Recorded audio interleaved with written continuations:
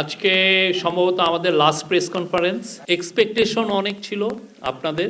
বাংলাদেশ এই গভর্নমেন্ট আমি মনে করি যা অ্যাচিভ করতে চেয়েছে তার 90% অ্যাচিভ হয়েছে। যদি আমার আচরণে আপনারা কেউ হার্ট হয়ে থাকেন, একদম হৃদয়ের অন্তঃস্থল থেকে বলছি যে আমি আপনাদের কাছে সরি। এক্সপেকটেশন অনেক ছিল আপনাদের। আরেকটা ব্যর্থতা হচ্ছে যে যারা না আমি এটা বলতে আমি মনে করি না এই গভর্নমেন্টের ব্যর্থতা তেমন একটা আছে। বাংলাদেশ এই গভর্নমেন্ট আমি মনে করি যা অ্যাচিভ করতে চেয়েছে তার 90% অ্যাচিভ হয়েছে। আমরা আশা করব, আমরাও তো আপনাদের সাথে আসছি, যে নেক্সট যিনি আসবেন প্রেস সেক্রেটারি বা প্রেস উইংয়ের যারা আসবেন, আপনারা আমাদের কাছ থেকে যা পেয়েছেন তার 1 ইঞ্চিও কম নেবেন না। এইটার জন্য ধারাটা বজায় থাকে।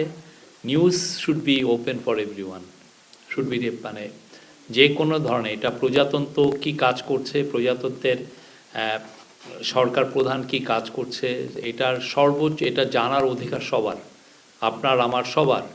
আপনার দায়িত্ব হচ্ছে এই নিউজটাকে জনগণের কাছে নিয়ে যাওয়া, আর আমাদের দায়িত্ব হচ্ছে আপনার কাছে সবসময় এসে আমাদের এই নিউজটা দেওয়া।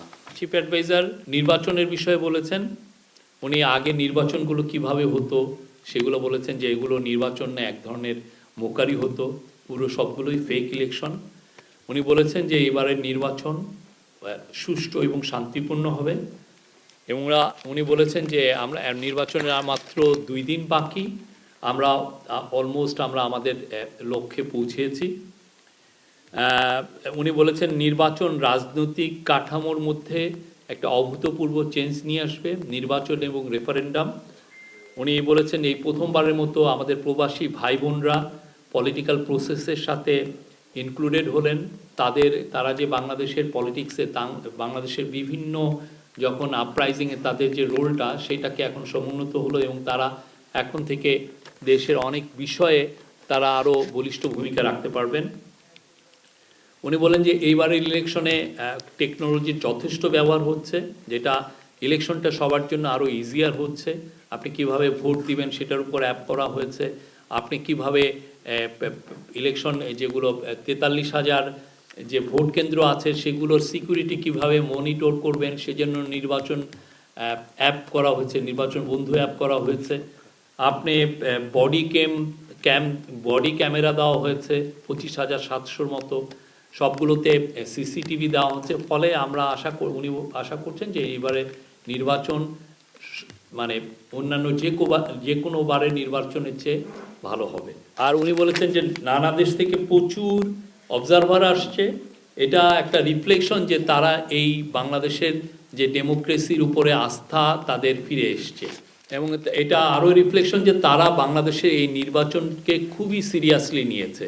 আপনারা জানেন আগের যে 3টা শেখ হাসিনার সময় ইলেকশন হয়েছিল সেগুলোর কোনো লেজিটিমেসি ছিল না, সেই সময় সেরকম কোনো নাম করা ইলেকশন অবজারভারও আসেননি। উনি বললেন যে এই পর্যন্ত তেমন কোনো উত্তেজনা সৃষ্টি হয়নি নির্বাচনকে ঘিরে, নির্বাচন ক্যাম্পেইন খুবই শান্তিপূর্ণভাবে হচ্ছে, পলিটিক্যাল পার্টিগুলো খুবই ভালো রোল প্লে করছেন, তারা তাদের লিডাররা যেখানেই যাচ্ছেন প্রচুর লোক হচ্ছে, এবং এই ক্যাম্পেইনগুলো খুবই শান্তিপূর্ণভাবে হচ্ছে। উনি সেক্রেটারিদেরকে ধন্যবাদ জানিয়েছেন। উনি বলেছেন যে দেশ গণভোটে হা ভোট জিতলে দেশ পাল্টে যাবে, দেশে আর অপশাসন ফিরবে না। মোটা দাগে যেটা বলবো, দেশে একটা পিস অ্যান্ড স্ট্যাবিলিটি ফিরিয়ে আনা হয়েছে। যে ভয়ানক ক্রাইম করেছিলেন আগের স্বৈরাচার, তার জন্য বিচার করা হয়েছে, স্বৈরাচার এবং তার দোসররা, সেইগুলোর জন্য বিচার করা হয়েছে। দেশকে একটা ভালো ইলেকশনের দ্বার প্রান্তে নিয়ে আসা হয়েছে, এবং আমরা আশা করি দেশের ইতিহাসের one of the best election হবে। দেশের আমরা একটা বলিষ্ঠ ফরেন পলিসি পেয়েছি, দেশের একটা কালচারাল রেনেসা হয়েছে, একটা ভঙ্গুর ইকোনমি, এইরকম ভঙ্গুর ইকোনমি যেটা সত্যিকার অর্থে পুরো রিপোর্টটা আপনাদের কাছে আসেনি, সেই ইকোনমিকে আবার তাজা করে আবার গ্রোথের পথে ফিরিয়ে নেওয়া হয়েছে। এখন নতুন করে আবার এটা প্ল্যাটফর্মটা তৈরি হয়েছে, এবং আপনি দেখবেন যে সামনে এটার উত্তরোত্তর গ্রোথ হবে। ইউএসএ এবং জাপানের সাথে আপনারা দেখেছেন যে আমরা কি ব্রিলিয়ান্ট নেগোসিয়েশন হয়েছে এবং আমাদের এতে স্বার্থটা সংশ্লিষ্ট সংরক্ষিত হয়েছে।